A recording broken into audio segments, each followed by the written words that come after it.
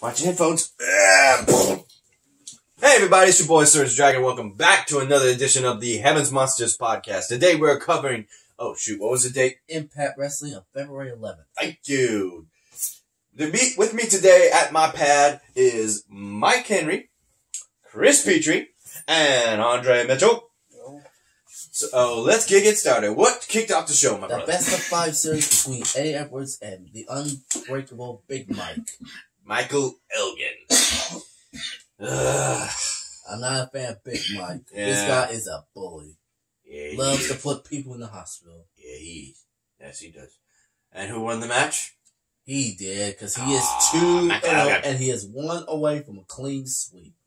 So this is a chances are this is going to be one of those matches where he ends Eddie Edwards ends up winning the whole damn thing afterwards. Hey, Eddie Edwards could pull one. If Eddie Edwards could do it, he could pull one of the biggest comebacks of his career. Yep. But I don't know why he would lose the first 2 matches to that jackass. Build suspense, I guess, for the fans. That's my best guess. And you? Eddie Edwards, it was no Kenny. No kidding. He was outmatched. I don't know what I have to say. He was outmatched. Yeah, he had the fight going for him until Michael Elgin threw his power around and then hit him with the Elgin bomb. Because the first time he won by submission. This time he won by slamming him. How you feel about that, Andre? Yeah, it sucks. I know. Yeah, it sucks, yeah. Next.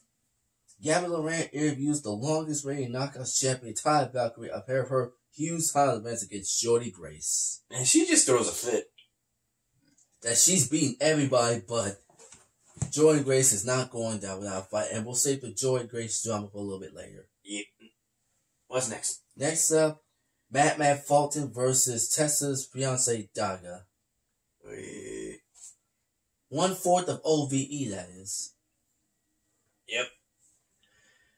In which case, thanks to some, I think it was the Chris brothers? Yes, Dave and Jake. Yep, outside interference. With Sami Callihan sitting at home. Yeah, nobody's seen Sami Callihan. We haven't seen him since his loss. Yeah, he said. Or should I say, when he interrupted Tessa Blanchard's interview.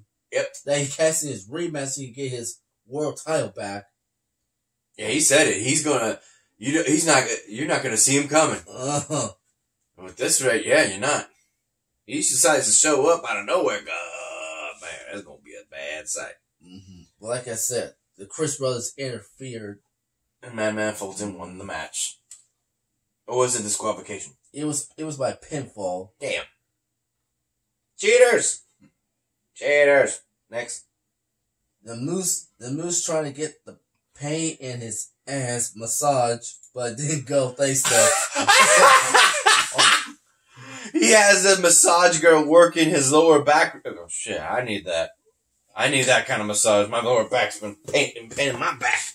But I don't want what he got. All of a sudden he got a switcheroo. All of a sudden he got this on his shoulders. He got, hey, stop being so rough.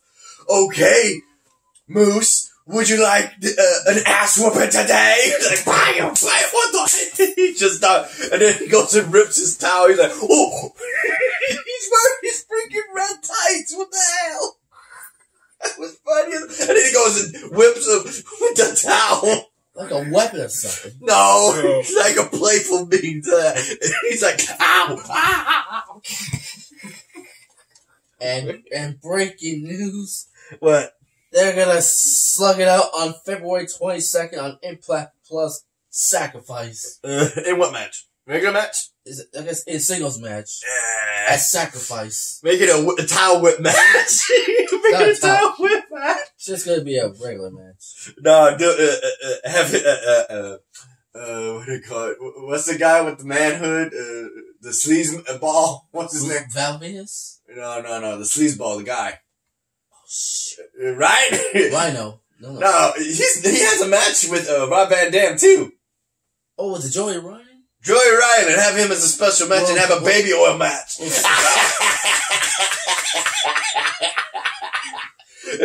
he'll be oiled up and he's like, you gotta oil up too. And I can see Moose. He'll be like, oh, hell no. I told myself earlier, I let you want me up. And Rhino, he just like, yeah.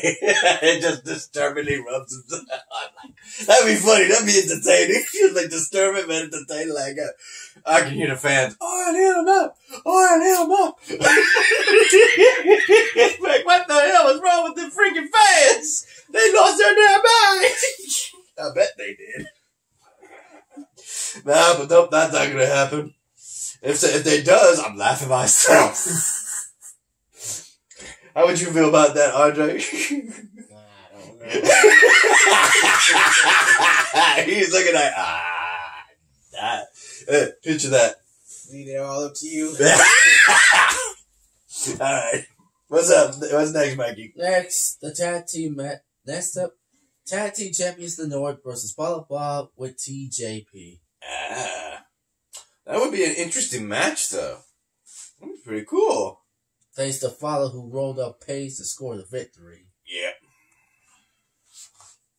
Next, Susie, a.k.a. Su Yung, are now one. Thanks to Rosemary. Yep. It'd be a situation where Havoc is being scolded by Father's Jay Mitchell to trying to get his be ready for the upcoming situation with Su Yung. But then Susie is just right there waiting. He's all like, "Oh, she reverted back. Oh, the innocent one is back." Okay, so he's trying to lie out of his mouth, saying he was worried, this and that, and he's hoping everything will be like a family. And Havoc is just looking at her like, "Oh, great, not this again." And then when they turn their backs and they walk down the hall, Susie is right there with a smile, and then quickly turns into a grudge-looking face, and she holds that noose, that freaking hanging man's noose, freaking rope loop, and all of a sudden you see the face turn into Su Yung as she walks towards him. The next thing after commercial break is she's choking Father's Jane Mitchell, and Havoc is not even seen, and she's like knocked out. And she's like, no. He's just begging. Next thing we see him being ported into what he screams. I mean, he chuckles. He goes, "The undead realm. Daddy's home." I was like, "You sure that's a good thing? Because if you were sent there by Su Yung and you were dreading it, I don't think that's going to be a welcome you're hoping for." I don't think so. Yeah, because isn't, as the storyline goes, Rosemary's dad there? His boss? Oh my god. Yeah. How's he going to take knowing that Father James Mitchell lost Su Yung? Oh, that's not going to be fun. No. And we see some creepy looking things. They did some interesting effects. I saw some portrait moving like it was a 3D animation. Like, okay, what the hell is going on there? We saw some heads moving around. Like, okay, hello. Wait, would you want to be in a place like that, Chris? No. Andre, would you want to be in a horror house like that? I'm good. We ought to go to a horror place and have that footage of that. See you guys running. I'd be like, Go to a haunted house on Halloween. Yeah, we got to do that. I have not done that. Have we, Ma? Have we been to a Halloween park or anything like that on Halloween? A haunted mansion? Not Disney World. That doesn't count. We made our own haunted houses. Oh, yeah, we did. That was fun. Those were fun. Back in my backyard, we had those. And in my mom's cousin's garage. Those were fun days. Alright, Mikey, what's the next thing? Next up, you got RVD versus Joey Ryan. This was supposed to be an interesting match, and it was. Joey Ryan with Joey Ryan. How you pronounce his name? Joey Ryan. Joey Ryan. Ryan. I thought it was Rylan. It's Ryan. R-I-A-N. Joey Ryan was actually putting up one hell of a fight until, well, Rob Van Dam's wife, a.k.a. girlfriend. Kay Forbes. Yep. Got involved and distracted him.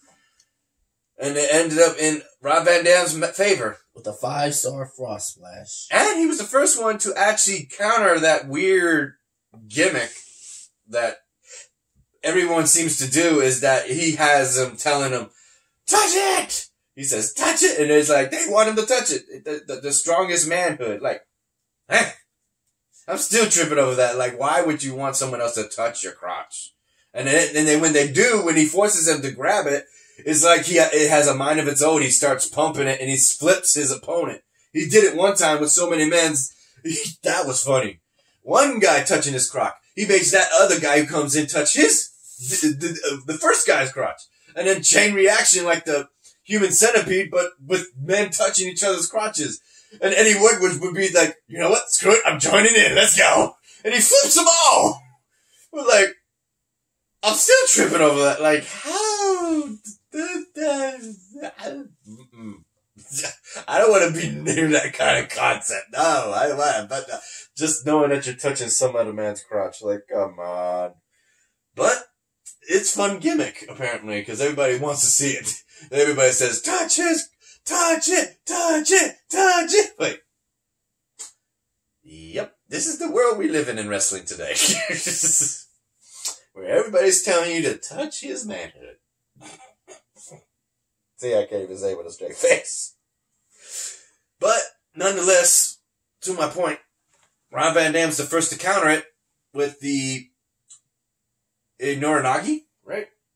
Or, yeah, he just turns and spins and here's a kick to his head and there's 5-star frog splash and that's it.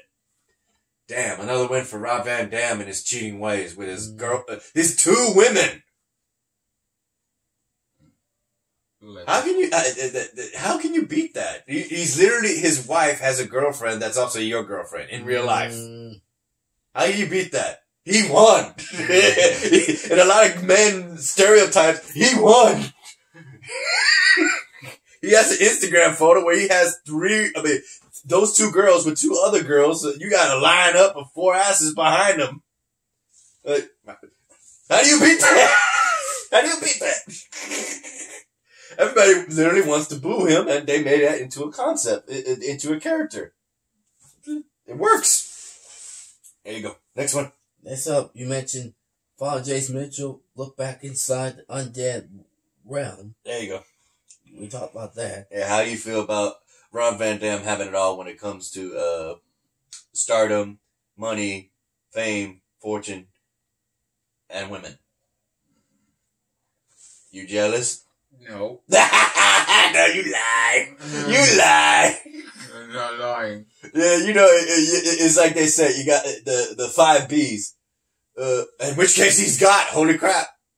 He got booze, blunts, and big booty bitches. The 5 Bs, that's a joke, but, oh good God, he really has all that. He's been smoking it. He's been smoking it and drinking it. Champagne and all that. God damn. How about you, Andre? You jealous? I really don't care for it. I enjoy having the girls, but I really don't care about the other crap. It looks like prostitution. A what? Say it again? Prostitution. So what? That makes him the pimp? Yeah. Rob Van Dam, the whole pimping show. I can say with a straight face. I had that roll in my head. Thank you. Thank you, Chris. All right, what's next, Mikey? Backstage segment. Change the subject. Backstage segment between Willie Mack and Johnny Swinger. Willie Mack doesn't need any of the insistent Swingers pack offers as Willie Mack takes on Shera of the Desi Hit Squad. In which case, the match goes south when they just jump him in the middle of the match, and it's disqualification. Rashi was the one that caused this. Yep. And it ended up in disqualification. Here comes Swinger, Johnny Swinger, actually trying to help him out, and the match would be declared in the back. And they announced that this match is now a tag team match. Oh my God. I hope Rich Swann is watching. Yep. He's recuperating from his ankle. Yeah. In which case, this match was going pretty well for Willie Mack and Johnny Swinger. But then it gets to the point where Johnny Swinger is trying to force Willie Mack to play tag team. he tried to help him say, double clothesline, come on. He's like, no, I don't want to do that. You ain't my tag team partner. And they got pulled off by Gamma. Yep. In which case, it goes to the favor of the Dizzy Hit Squad, thanks to their non-cooperation. But sure hit Swinger with a sky high to win. Yeah. How do you feel about that, guys? I hate the Deathly Hit Squad with Gamma. And you, Andre? I didn't care too much for it. What about you, Mikey? Oh man, like I said, I hope Rich Swan's watching. I just hope he whoops Swinger's ass. Next, Tessa Blanchard's interview gets interrupted by that scumbag Ace Austin. And pervert. Who's saying, pervert, yeah. Okay. Who's saying, and I quote, I kind of like a girl with daddy issues. He would talk smack about Tessa Blanchard's daddy, Tully Blanchard, and then ask her what's her problem because he just found out that Tessa Blanchard ran her big mouth because even though that these two are going to go in a champion versus champion match at Sacrifice. Winner take all. And then Ace Austin, like I just said, with the daddy issues, grabbed Tessa Blanchard's hair and all hell just broke loose. Yeah. Actually, it's non-title. What? It's non-title. Why would they not make it that? It's champion versus, it's not. Tessa 2 belts, come on. Tessa 2 belts. Let's do it. The X Division title and the world title. Impact world title. Let's go. And the brawl was broken up by Ace Austin's goons, Reno Scum, and the Rascals. Yeah, I was hoping it would be. I didn't hear it's a winner take all. The champion versus champion match. You sure? Yeah, I'm sure. Neither the titles on the line? No. What? So it's just a straight up match. What the? I'd be like that little kid on Ridiculousness. I'm still trying to find it. For some reason, he's drinking this drink, and the mother is apologizing to her little baby, and he's like, "What the fuck? What the fuck?" And then he turns it into the song, "What the fuck?" I'm like, okay. She's trying to tell him, no.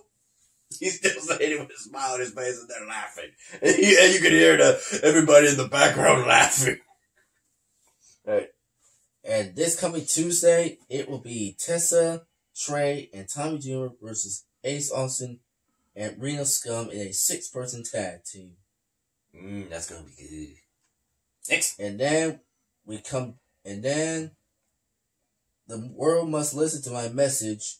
Scan the code, join the revolution. What the hell? Yeah, I was wondering what the hell is that. I actually wanted to get my thing and scan it, but I was like, nope, that's about to be some. I was doing it on camera with Josh Badgers and Don Callis.